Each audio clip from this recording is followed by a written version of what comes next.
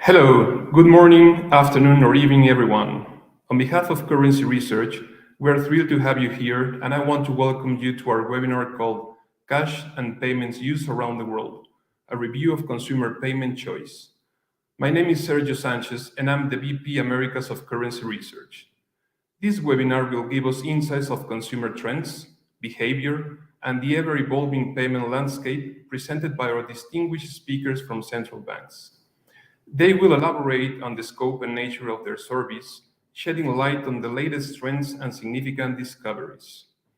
I have the great pleasure to introduce our group of speakers that will be presenting and giving us their insight on the cash and payments use in their respective countries. Our first speaker will be Sean O'Brien. He is an economist from the Federal Reserve Financial Services. Welcome, Sean. Our second speaker will be Mary Claire Brekhoff. She's a researcher and policy advisor from the Netherlands Bank. Welcome, Mary Claire. And our third speaker will be Tanya Livermore. She's a manager of analysis and policy of note issue from the Reserve Bank of Australia. Tanya has already recorded her presentation due to the time zone difference with Australia. So, with that being said, I hand over to our first speaker, Sean O'Brien. Thank you, Sergio. First off, thank you for the introduction. And also want to say thank you for the opportunity to speak and present here today. So what I really want to start off with is just kind of a high-level perspective of what has taken place really post-pandemic when we think about consumer payments and really consumer payment trends since 2020 and where they might be headed in the future. One of the main things that we have seen in our consumer payments research, which for the most part is conducted through surveys, which takes place from a nationally representative sample each year. And one thing that happened in 2020 was the significant shock from the pandemic. And really what's been interesting following that time frame has been the persistence of that change over time. And so what we mean by that is there was really a sudden change to how consumers were shopping and really how that shopping influenced the payments that people chose to conduct their shopping for goods and services. And so if we move to the first slide, one thing that we'll notice really was the shift in trends that started in 2020. So if we look at, say, 2016 to 2019, two kind of major trends kind of jump out. The first is we see kind of year-over-year persistent decline in cash. At the same time, we see a growth in credit cards. And then starting in 2020, we have this shock. People are staying home more, and people are shopping online, social distancing, and we see a significant decrease in cash. And we see a much faster rise in credit card payments. And really the interesting part about this is the persistence with which cash has continued. And so starting in 2020, cash now makes up about 25 or about 1 in 5 payments, whereas before in 2016, they made up about 1 in 3 payments. But kind of following that forward, that trend, that consumer cash usage has persisted. And yet at the same time, we also see this consistent increase in credit card use. And so the reasons for this are really interesting. And I had touched upon this before with respect to consumers' shopping habits changed. And one of the main reasons we hypothesize that credit card use has increased has really been the increase in online shopping. So because people increased their online shopping from the pandemic, and that online shopping has persisted, people simply are more comfortable using credit cards online. And so because of that, the familiarity, the continued use of credit cards for that online shopping has resulted in an increase in overall share of credit card payments. And yet at the same time, despite the growing use of credit cards, we see this relatively persistent and consistent use of cash. And so what we think is that we kind of saw the slow eroding of cash use prior to the pandemic. And really, the pandemic just accelerated that shift away from cash. But there's this underlying demand that persists, that there are consumers who want or need to use cash, and there are retailers who want or need their consumers to use cash in order to keep costs down. But one of the really interesting things in kind of digging into the story a little bit more, if we move to the next slide, we'll zoom in on 2022 data. And one thing that we'll see here is this is broken out by the number of payments made for different payment instruments by household income. And so as you move from left to right, one of the obvious things that we see is as people live in households that are making more money, not surprising, they're making more payments. They're consuming more. Sorry. There we go. So one thing that you'll kind of know that seems to be, or one thing you'll notice that seems to be kind of persistent as you move from left to right, when we look at credit cards, we see that not only is consumption and number of payments correlated with household income, the other thing that we see is credit card use is also correlated. So as we move from left to right, we see that those making, or those living in households making less than $25,000 a year, on average, make 2 credit card payments per month. And yet, if we move all the way over to the right-hand side, we see that number increase to 19 payments for people in households making more than $150,000. But the other interesting thing that we see is the consistent use of cash, regardless of household income, at about 7 payments per month. And so this goes back to what we had mentioned in the previous slide, which is that there's this persistent and underlying demand for cash. And what the interesting part is, it doesn't seem to matter the size on average of the individual's household income. So cash use has remained persistent since the pandemic. Zooming into 2022 and looking at it across household income, it also remains persistent. These trends in general exist in both rural, suburban, and urban communities. So there's this kind of, again, underlying floor to cash that we think of that has been present in the start of the pandemic and persists now. But really this kind of overarching consistency and really this increase in credit cards isn't something that has really started during just the pandemic. If we move to the next slide, one thing that we'll notice here, and this is data from the Federal Reserve Payment Study, is that in aggregate, the increase in card use for consumers has been increasing over time. And so really the question that we're trying to understand and answer is, yes, right now we have seen a floor to cash. Cash use has been persistent. But over time, as we continue to see an increase in electronic payments, whether that's debit cards, credit cards, automated clearinghouse, real-time payments with the introduction of FedNow, how might that have an impact on the choices that consumers make moving forward? And so while we can look at the data and kind of project out what we think might take place and use this floor to cash as a baseline, the other thing that we can do is simply ask consumers, do you plan on using cash persistently in the future? Or do you have plans to stop using it? And so if we move to my final slide, I think one of the more important things that really kind of highlights why cash is sticking around, even in a changing landscape of increasing electronic payments and increasing card payments that we see from a number of different studies and surveys, is when we ask people if they have plans to stop using cash, the vast majority say no.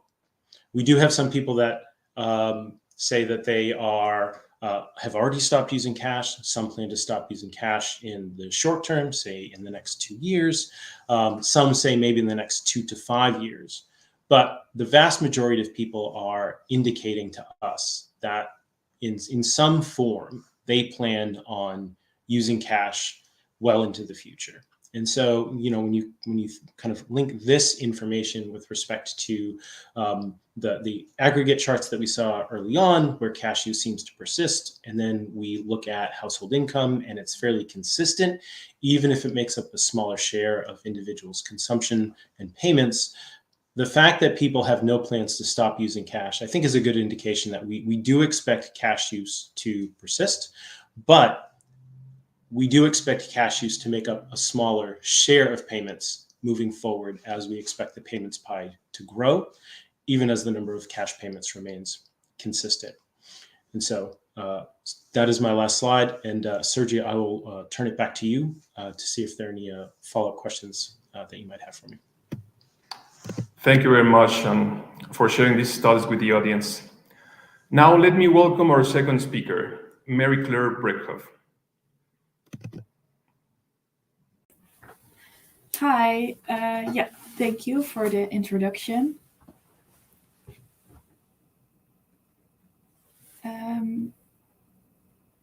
Sorry, something is going wrong, I think. Okay, so yeah, thank you for inviting me. I'm presenting some of the Dutch payment trends, and as you can see by the title of the presentation, both cash and mobile payments are at least what's the most interesting for me. So if we can go to the next slide. I will quickly talk a bit about the methodology of the survey that we actually use, so you have a bit of an idea of what we do, and then I will talk to you about the most important trends. So what we use to analyze this is a transaction payment diary survey, where we ask people to fill out all our payments for one day. This can be both online or for point of sale. We see that most people actually do more point of sale payments, and based on this, we calculate the yearly numbers for cash and PIN. We also actually use the aggregated debit card payments that we get from the Dutch Banking Association, so it's a combination. Overall, we have 2,000 respondents each month, which is quite a lot, and people can respond up to 4 times a year.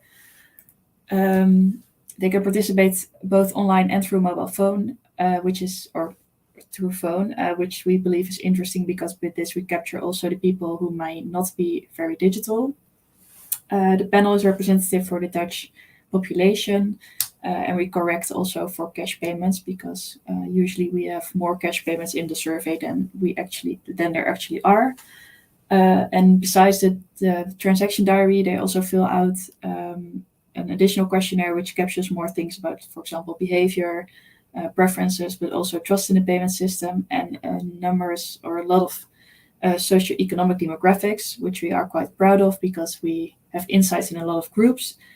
For example, people find it difficult to get by with their income, but also if they have certain disabilities. So, for example, if there's a visual impairment or hearing impairment, and these are, of course, all things that can affect the way that you pay. So it's interesting for us to know. And then if we move on to the next slide, we actually validate and publish the results every April. So the results that I'm showing you here today are already quite old, but you can look out for the publication by Googling point of sale fact sheet in the Netherlands in April. Moreover, we also have preliminary outcomes that we analyze throughout the year. We use the survey for policy research and scientific research, and I've just put a few things on the slides, and maybe if you're interested, you can find our research about it. So if we move on to the next slide, we actually go to the trends. As you can see, I think actually a little bit similar to what Sean was showing. So we also have about 1 in 5 payments that are cash. We don't really have credit cards at point of sale. The Dutch people don't really use it. We are more fond of debit cards in any way or form. So we have the contact-based where you put it into the terminal. But most of all, contactless payments are very popular in the Netherlands. And we see actually that mobile payments are growing, or contactless by mobile phone, I must say. So it was a bit bigger than cash last year, but we'll see where that goes. Similar as in America, we saw that there's a big significant change from 2019 to 2020 when the pandemic started. So we were 1 in 3 payments were cash before the pandemic, and now we are at 1 in 5. Compared to other countries in Europe, we are one of the countries that uses the least amount of cash. I think only Finland uses less. So yeah, if we then move on to the next slide, we see that payment preferences are very close to how people actually pay. We believe this is because overall there's quite a good acceptance of both cash and debit card payments in the Netherlands at point of sale. So people are free to choose. They can pay mostly however they want. And the trend that we are seeing now is that contactless by mobile phone is becoming more popular. And that's mostly at the cost of people who prefer to pay with a debit card by putting in their PIN code. And the next slide shows you actually that payment preferences don't really change. It's very similar over the last 3 years. We see a small change around, the beginning of the pandemic, but even then it very quickly went back to the same ratio that we have been seeing for the last couple of years. So 80% prefers debit payments in any way or form, and 20% prefers cash payments. So if we then move on to the next slide, as I said, we have quite a lot of personal characteristics that we can use to actually see what is happening throughout, for example, generations. So on this slide, you can see that, as can be expected, the older generations are more fond of cash. But what's really interesting for us is that we also saw that 12 to 18-year-olds actually use quite a lot of cash, at least relative to the other age groups. I think this is, for example, because they get their allowance, or maybe they do some little jobs for their parents or grandparents and that they get some money for that. So that's probably one of the reasons, but it's interesting to see how that group will evolve over the next coming years.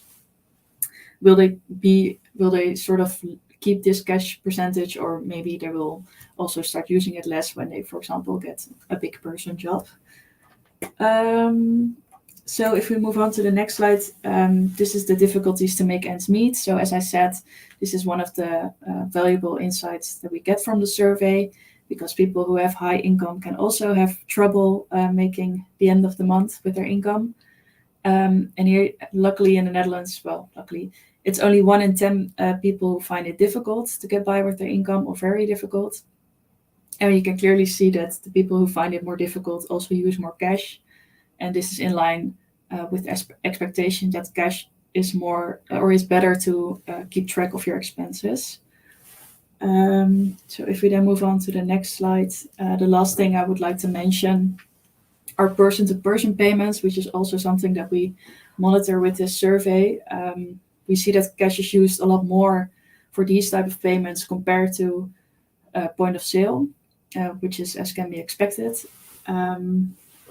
But this has also really changed a lot over the last couple of years, because there used to be a lot more cash than it is now. It's now about 40%, but it used to be around 60%. And that is because there's a popular electronic payment method in the Netherlands that's been launched a couple of years ago. It's called a payment request, and it's very easy to ask your friends or your family for money. You can just send them a link, and the person who has to pay you only has to authenticate the payment, and he or she does not have to fill out any long, complicated numbers or names that have to be correct. All those things are already preset. So I think was a very big change for person-to-person payments in the Netherlands. And then on the next slide, future outlook. I think one of the trends that we are looking at is whether mobile payments or contactless mobile payments will become more popular than cash payments. And of course, we are also interested to see whether cash will actually stabilize at 20% or whether we will go lower. We don't expect it to go higher, but technically it could. And the last thing that I wanted to mention was that there is legislation announced in May 2023 in the Netherlands to keep cash available, accessible, and affordable. We are expecting this legislation to go in in January 2026. So we're interested to see how that will change the landscape and whether it will affect usage and behavior of people. So yeah, that was the most important things that I wanted to mention, and you can always contact me if you have more questions. Thank you. Thank you, Mary Claire. Very interesting information from the bank's perspective. Thank And you. now we'll see the presentation of our third speaker, Tanya Livermore from Reserve Bank of Australia.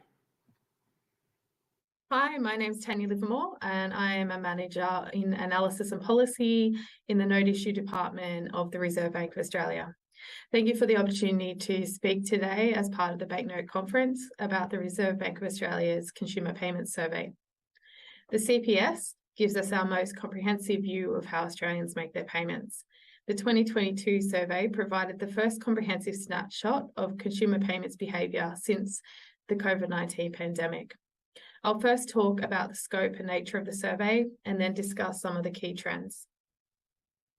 So the Consumer Payments Survey is run every 3 years. It began in 2007 and has been conducted every 3 years since, the latest one being in the November, December of 2022.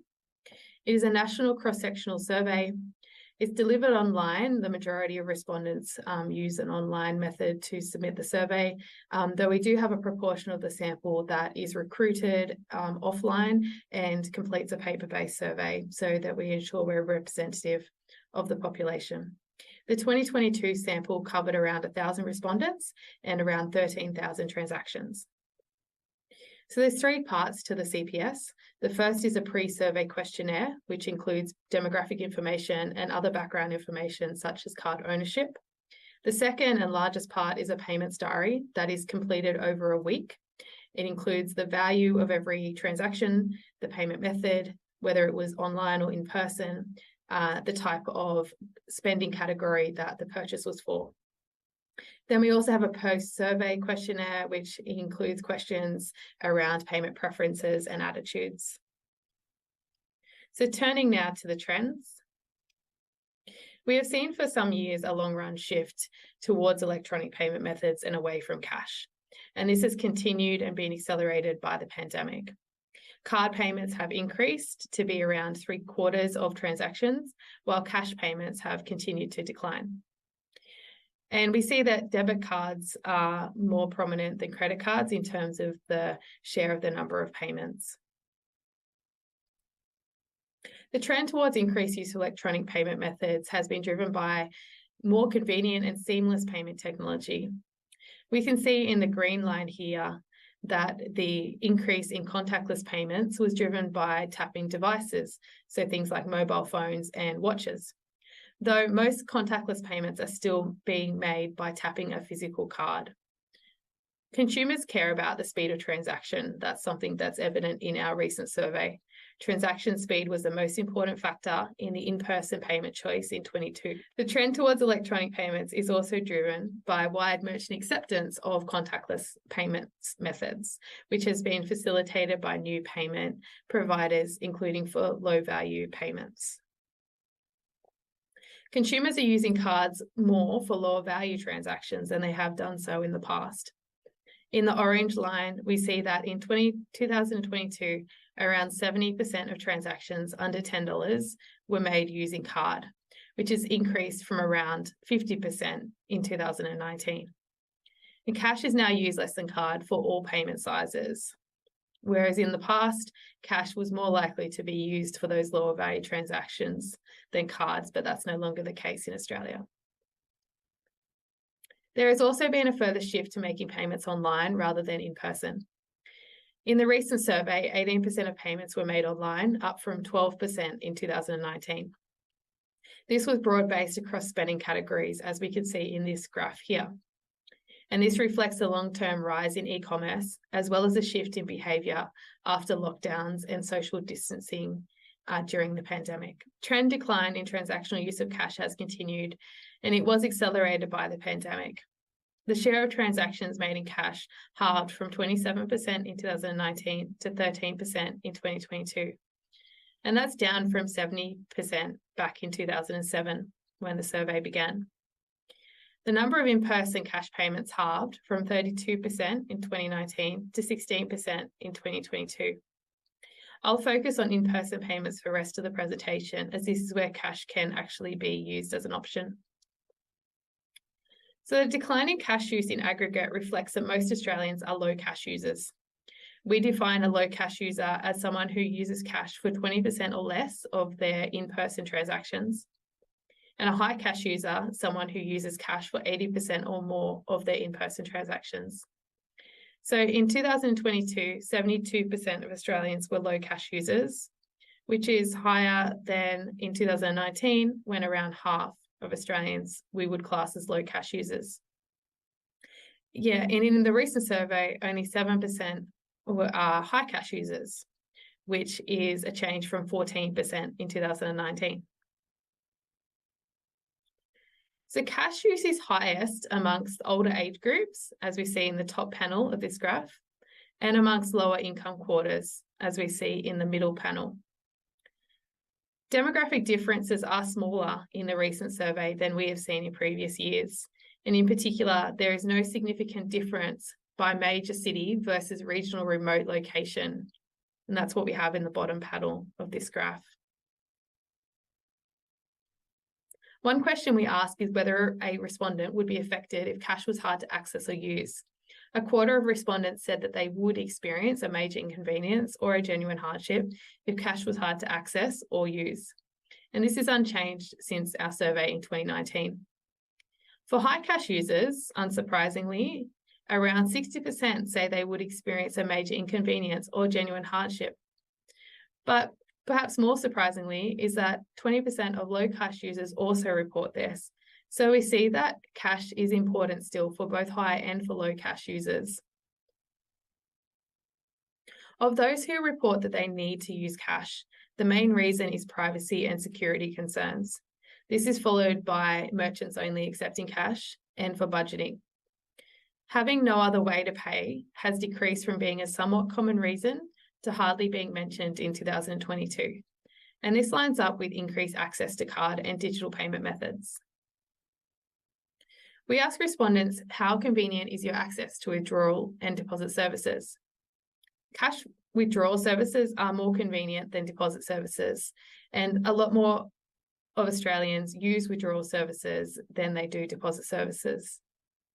80% of respondents rated withdrawal services as convenient, whereas only around 50% rate deposit services as convenient, though this is a little higher than it was 3 years prior.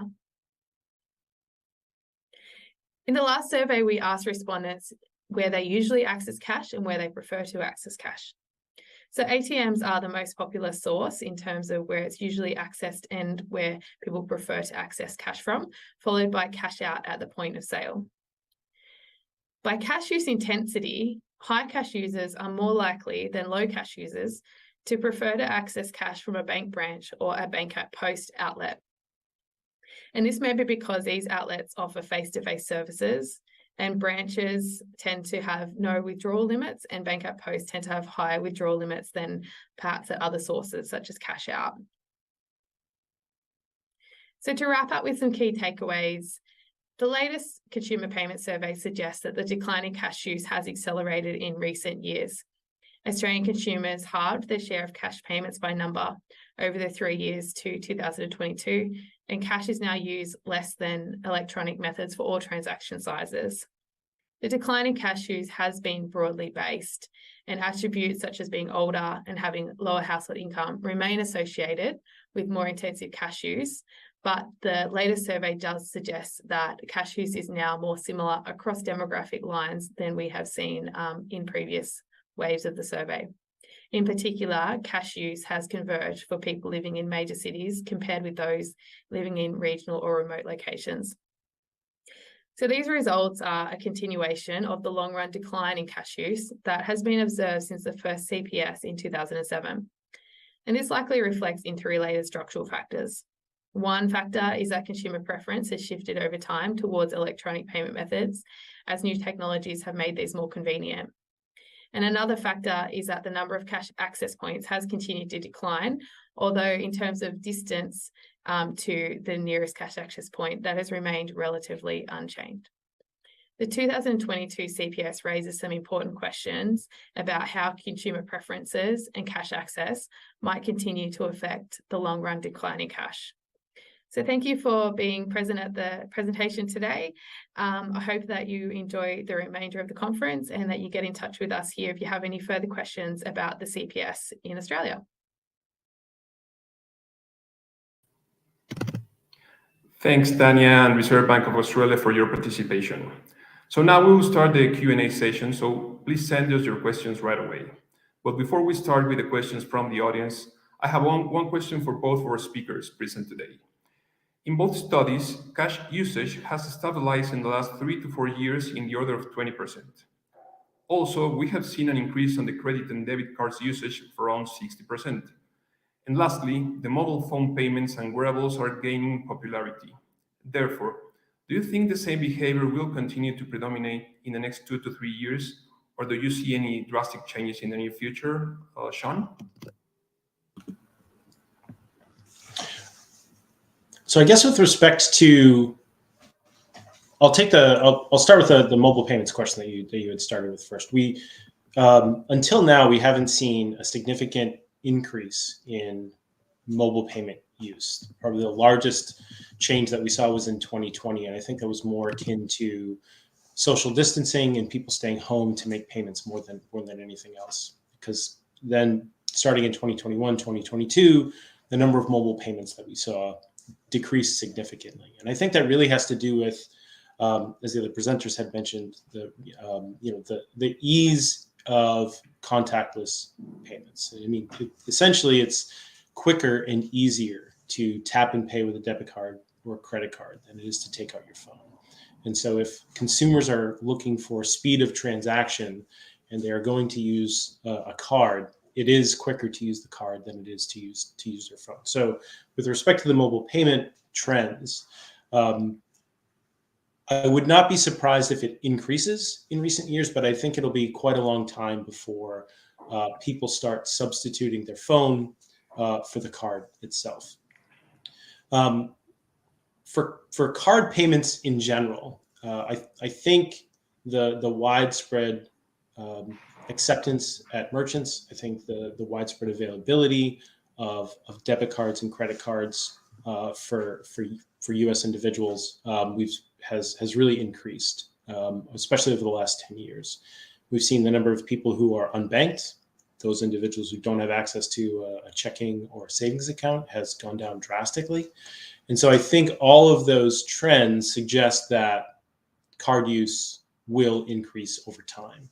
I think the main thing with cash will be how easily people want to shift away from making their current cash payments. So in other words, if every day you grab a coffee and you always have money to pay in cash, is there an incentive for you to shift away from that? That could be from the consumer side, that could be from the retailer side. One thing that's been really interesting from our diary data has been the share of retailers who are offering discounts for cash use has been increasing over time. So I think there's a lot of reasons why cash use persists, and it's mostly from, there's consumer preferences, there's retail preferences trying to keep costs down, but in aggregate, I think it's fair to say that we will see debit card and credit card payments increase for kind of across the board for U.S. consumers. Thank you very much, Sean, for your insight. And Mary-Claire, what do you think in terms of the Netherlands? Well, I think that right now we are around 20% cash payments, and we also see that still about 1 in 5 people prefers cash. And while I think the most important thing that's going to determine whether people will keep paying in cash is whether merchants will accept cash as a payment method, because they see it's getting more expensive to get your cash to the bank, for example. And I think that will be a very important factor as to if merchants will keep accepting it. We are, as I said, the legislation is supposed to keep that intact, but we will have to see how that goes. I don't expect major changes in the coming years, at least not for cash. What we also see in the payment diary is that mobile payments, yes, they are growing, but mostly it takes away from actual traditional debit card payments. So right now, I think we can all imagine that people who are frequent cash users are not very likely to go from cash to mobile payments. Feels like a very big step. So I don't expect big changes in the coming years. No. Thanks for that, Mary Claire. So let's see if we have questions from the audience. Do we have some? Not sure. Okay, I guess everything was more than clear. Okay, well, thank you very much. And let's move forward with the webinar. So now I have the pleasure to also introduce Karin Mork Hamilton. She will be leading the Designers Convening or Designers Workshop that we will be having during the first 2 days of the Banknote Conference next year. After 4 years of senior banknote designer and director, being global designer at Crane Currency, Karin decided to start her own consultant business within banknote design and development. Still though, she's supporting Crane Currency in some projects. With that being said, I now hand over to Karin. Thank you, Sergio. So when I was asked to lead a design workshop at the Banknote Conference, I accepted because I thought it was a very good timing. There hasn't been a design-focused event since before COVID. So it's really time because, as we heard earlier, cash is still used and banknote designers are still needed. So as most of you probably know, the IBDA, the International Banknote Designers Association, ended in December last year. And since then, there has been a discussion among banknote designers and also the bigger players in this industry about how to continue, but in a different format. To continue with a design conference every second year. And there are still discussions, but the target is that this will happen probably end of next year. But this design workshop that I now will present is not the same. This is a standalone design workshop, but it could be seen as a kickoff for what will come later. And the theme I chose is what you can see here on the screen. It's all about integration. And it really is about integration when you develop a new banknote series. Because we hear often people talk about integration in the meaning of integration of a security feature with a theme.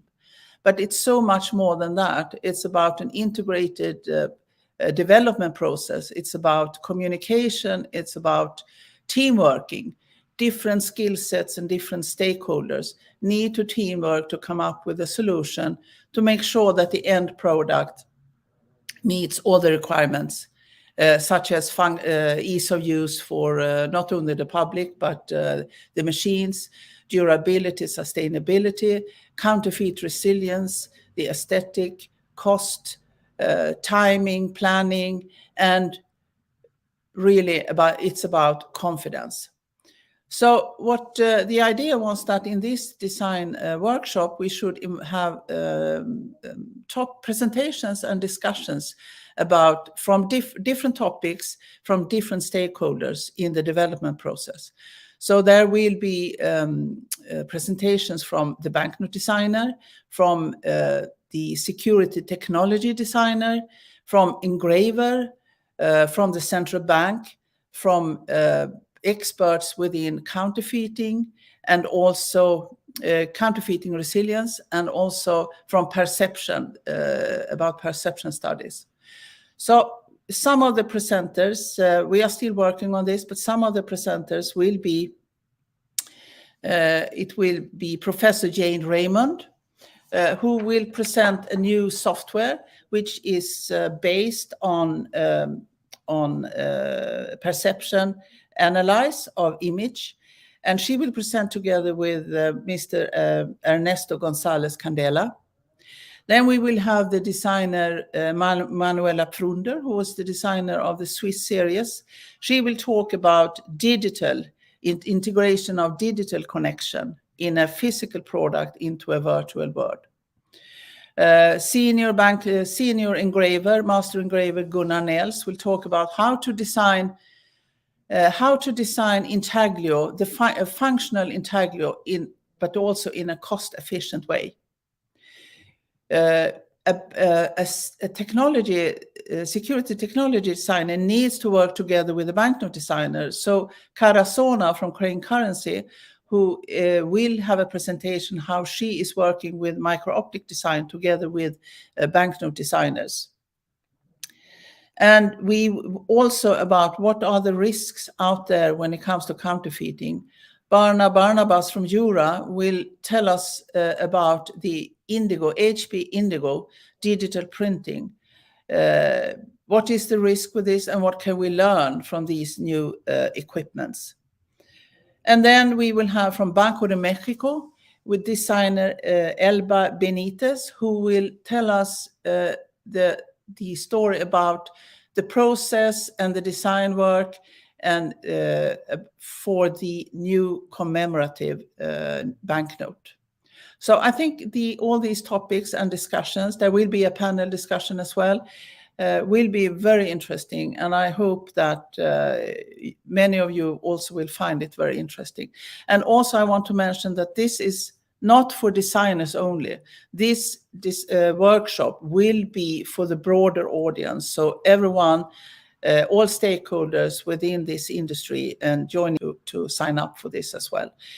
And with that, I give the word to you, Sergio. So maybe you can say something about the logistics, about fees and so on.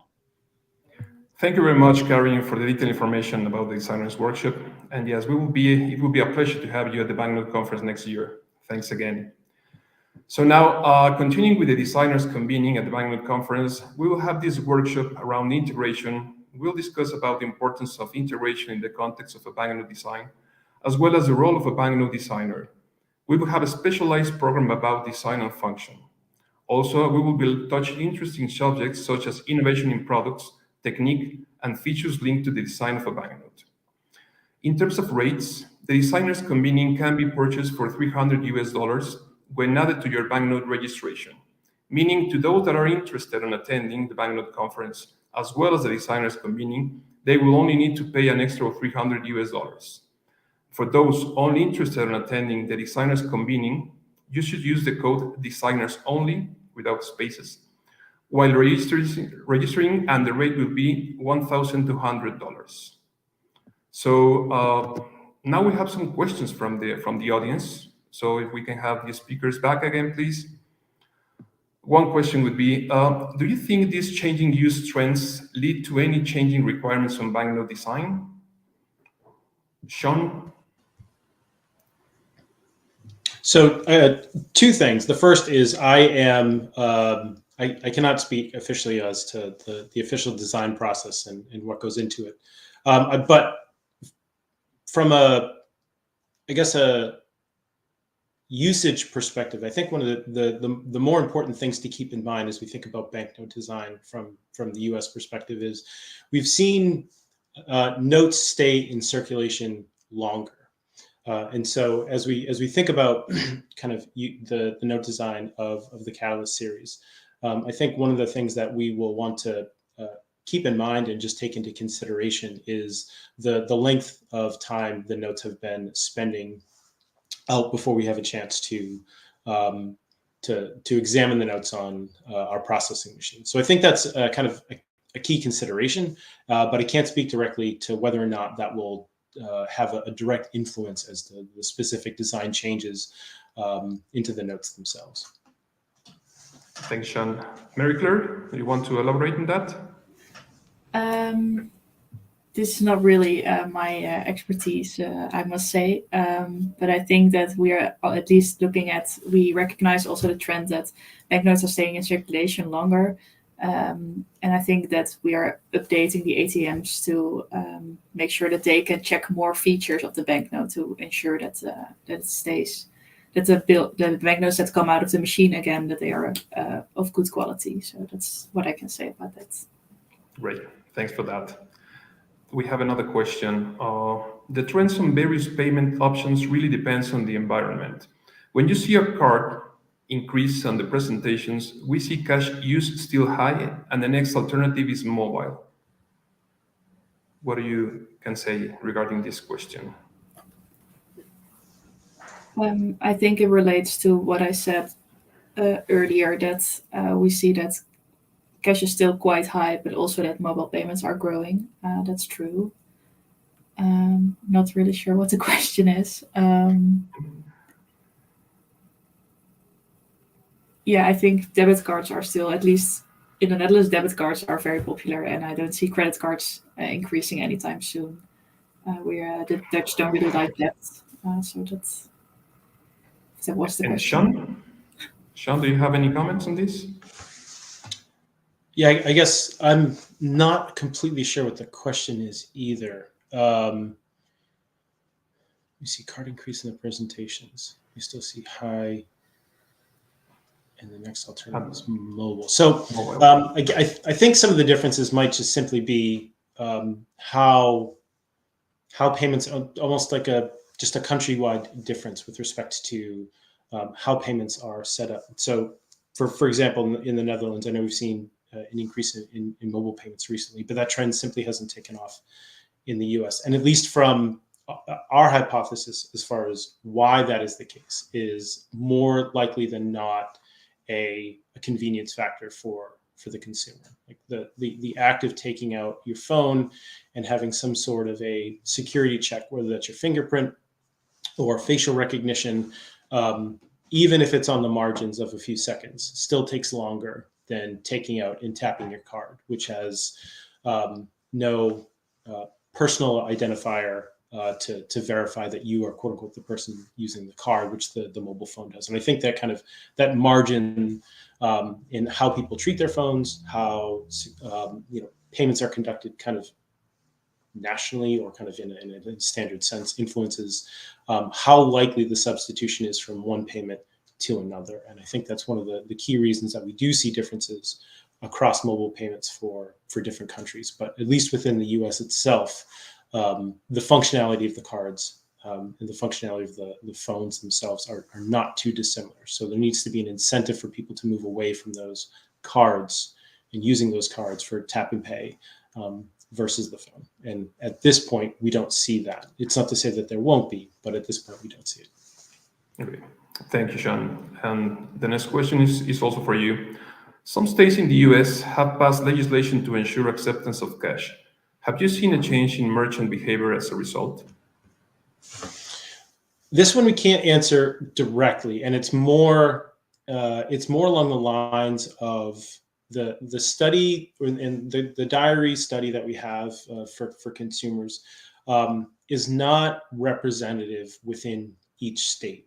It's a nationally representative sample, and so if we really dig down and look at payments, say for example, for one state that has passed legislation requiring retailers to accept cash, right next to one that doesn't, we don't necessarily have a representative population within each state to make that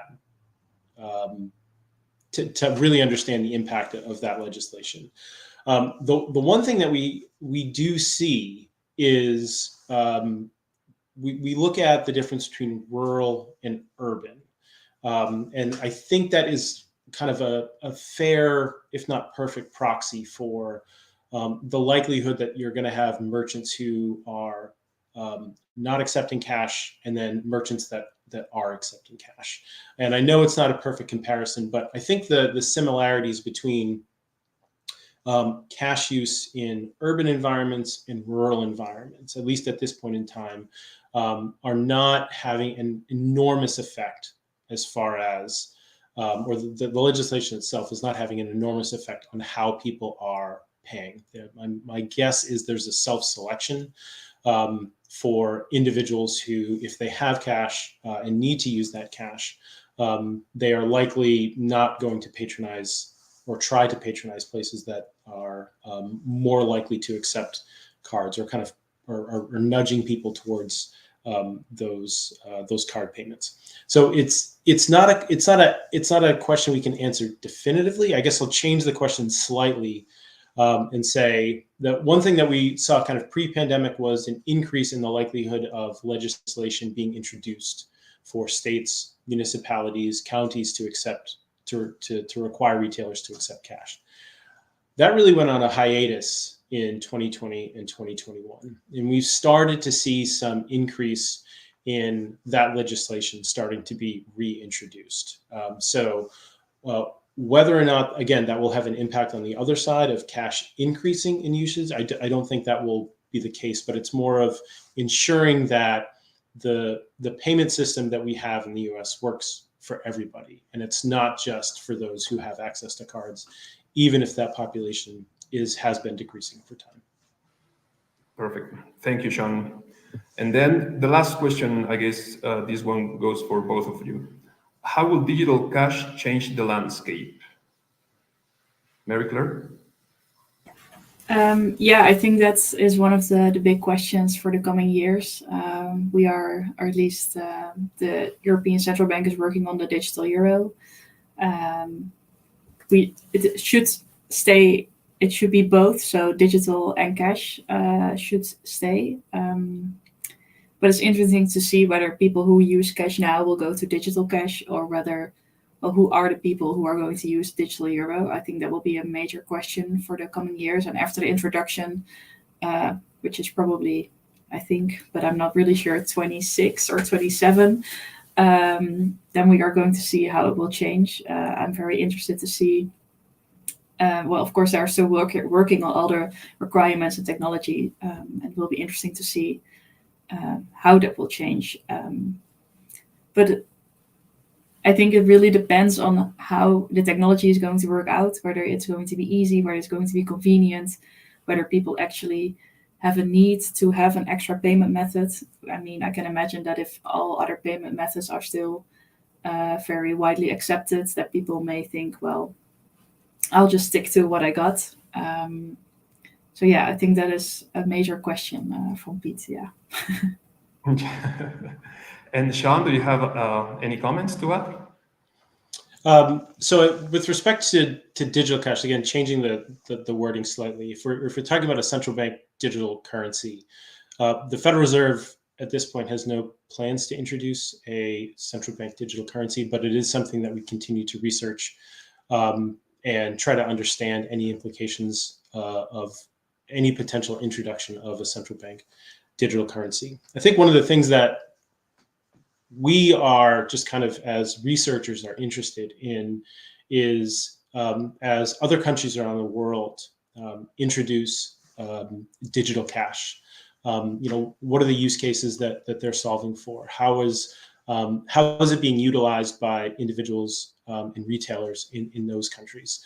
But again, at this point, we are still in a research phase and trying to understand any potential implications of introducing or not introducing a digital currency. I think one of the other things that we are looking at right now really is the introduction of FedNow, which is the real-time payment system that we have, and how that rollout will kind of speed access for consumers to have real-time payments, potentially at retailers, and kind of introduced across the payments landscape. And so I think understanding the use cases there is really kind of a main focus of us right now before any type of digital currency is, I think, even considered. Thank you very much, Sean. Okay, so I would like to thank you. And I had the pleasure to introduce you during this webinar. So we had a lot of valuable information from each of you and from your respective banks. So thanks for your time and dedication to this platform. And I'm sure we will be seeing each other very soon in our upcoming event. Thanks again. Thank you. Thank you so much. And next on our webinar, we have videos of some of the sponsors of our Banknote Conference next year, 2024. Hello, my name is Tim Driscoll, and I am the Chief Technology Officer for Authentics, a Dallas-based leader of authentication and information services and a provider of Level 3 features and high-speed sensors for authentication and note fitness. We are looking forward to the upcoming Banknote Conference in May 2024 and to welcoming back many of our colleagues to Fort Worth, Texas. In preparation for your visit, here is a little insight regarding how to blend in with the locals. While many people consider Dallas-Fort Worth to be one giant metroplex, which it certainly is, Dallas is very distinct from Fort Worth. In fact, many folks from Fort Worth consider Dallasites to have Dallitude. I'm based on the Dallas side of the Metroplex, and I'm not quite sure what this term means. All I know is that while Fort Worth is great, Dallas is better. Anyways, feel free to use this insight, but let's keep it between you and me. With a great music scene and a lively downtown square, your week in Fort Worth will be an enjoyable one as you experience the gateway to the Western United States. But first and foremost, the highlights of the week will be the interactions and connections with your colleagues from around the world and the discussions addressing the most impactful currency industry topics. During the conference, Authentics will be sharing our thoughts regarding the recently released CDI2 Common Detector Interface. Jointly developed by the European Central Bank and the Federal Reserve, the CDI2 specification provides central banks more flexibility regarding the selection of sensors for their banknote sorters. Authentics will be describing the capabilities of our GEM Vision camera system and fitness solution, the first CDI2 compliant banknote detector for the industry. We'll also discuss how the new standard will help central banks decrease the cost of cash by making more informed fitness determinations and circulation policy decisions. We look forward to connecting with our fellow industry colleagues in May. And as we Texans say, see you all soon. Hello, I'm Alan Newman, Chief Product Officer at Meta Materials. I'd like to share with you a little insight into our presentation at next year's event. I'm truly excited to bring to you all a new platform technology in the form of nano-optics. This platform derives from structural colour that we see in nature today. That principal technology has been harnessed and optimised to deliver tomorrow's next generation currency security features. Our presentation will explain more in depth about nanotechnology and how nano-optics will be the next revelation to level 1 security feature authentication.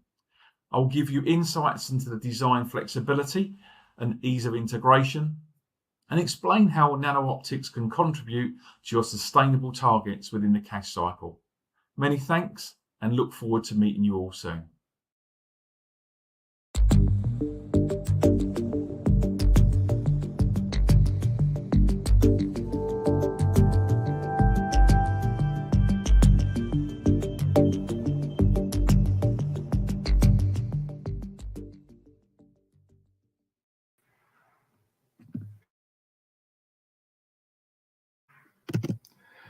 Continuing with what our sponsors just mentioned, we're thrilled to go deeper with our next event, the Banknote Conference 2024. Join us at the Banknote Conference that will take place in Fort Worth, Texas from May 13 to 16 in 2024. The venue will be the Omni Fort Worth Hotel.